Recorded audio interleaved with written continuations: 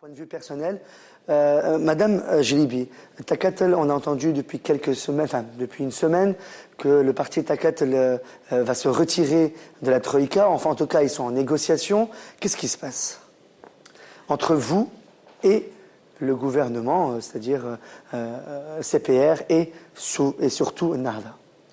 Oui, alors le parti Takatel, vous parliez des élections, avant les élections, a appelé pour un gouvernement d'union nationale.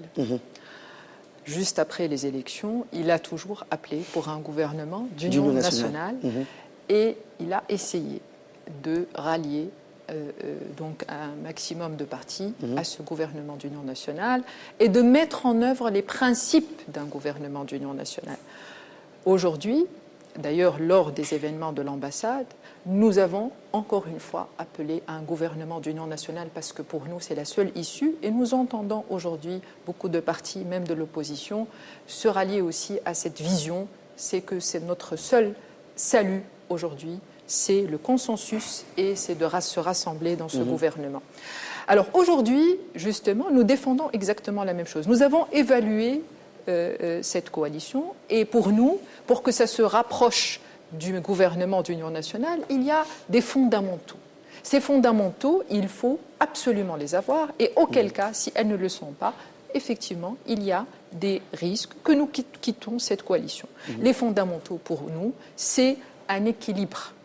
Plus, aujourd'hui, les problèmes, je dirais, et les insuffisances qu'il y a dans ce gouvernement sont tout d'abord structurels.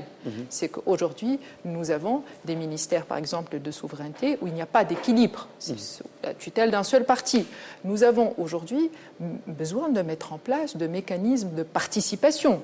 Parce qu'aujourd'hui, un gouvernement de coalition, et ça existe même dans les démocraties anciennes, n'est pas évident de mettre en place du participatif pour réellement avoir les outils de décision de la part des trois. Les exigences, c'est aujourd'hui, nous ne pouvons aussi continuer dans ce gouvernement d'union nationale, sauf s'il faut élargir réellement à plus de participants. Il faudrait qu'il y ait plus de partis représentés, moins de portefeuilles, etc. etc. Donc aujourd'hui, ce n'est pas un premier rappel, non, c'est la continuité de... Mais il y a un grand risque que Takatel se retire de la Troïka. Les gens en sont conscients. Aujourd'hui, on espère que cette vision, cette stratégie, les fondamentaux de cette stratégie, donc l'équilibre au niveau des ministères, les outils du participatif, la neutralité de l'administration que nous demandons à revoir, toutes les nominations qui ont été effectuées jusque-là, les instances, monsieur a parlé de l'instance de magistrature et je dirais aussi l'instance des médias, ce sont des choses à mettre en place tout de suite. Soit on va mettre en œuvre cela et qu'au contraire, et on espère tous que l'ensemble des partis qui se rallient à cette vision, et j'espère que cela va réussir pour la Tunisie, pour l'intérêt de cette transition et pour la réussite de cette transition. Et nous sommes à la veille d'une étape électorale importante.